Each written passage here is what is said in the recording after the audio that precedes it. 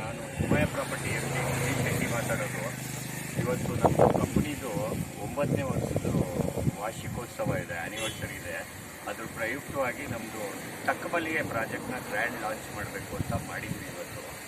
But ಅನಿವಾರ್ಯ ಕಾರಣದಿಂದ 3 ದಿನ ಹಿಂದೆ ನಮ್ಮ ಕಾಶ್ಮೀರಲ್ಲಿ ಆಗಿರೋ ಇನ್ಸಿಡೆಂಟಿಂದ ನಾವು ತುಂಬ ಗ್ರ್ಯಾಂಡಾಗಿ ಇವತ್ತು ಫಂಕ್ಷನ್ ಮಾಡೋಕ್ಕಾಗಿಲ್ಲ. ಅದರಿಂದ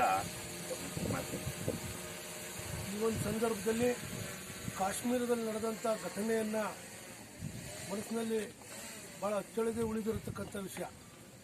ಹಾಗಾಗಿ ಇವತ್ತು ಅದ್ಧೂರಿಯಾಗಿ ನಡೆಯಬೇಕಾದಂಥ ಒಂದು ಲಾಂಚನ್ನು ನಮ್ಮ ನಾಯಕರಾದಂಥ ಸಾರಾ ಮಹೇಶ್ ಅವರು, ವಿವೇಕಾನಂದರವರು ಬಂದು ಉದ್ಘಾಟನೆ ಮಾಡಬೇಕಿತ್ತು. ಅವರು ಬರೋಕ್ಕಾಗಿಲ್ಲ ಅನಿವಾರ್ಯ ಕಾರಣಗಳಿಂದ. ಆಗ ಅವರ ಮಗ ಜಯಂತ್ ಅವರು ಬಂದಿದ್ದಾರೆ. ಅದು ಸುಮಯ ಪ್ರಾಪರ್ಟೀಸ್ನ ಸುಧೀರ್ ಅವರು ಇದ್ದಾರೆ. ಅವ್ರ ಜೊತೆಯಲ್ಲಿ ನಾನು ಸಹ ಭಾಗವಹಿಸಿದ್ದೀನಿ.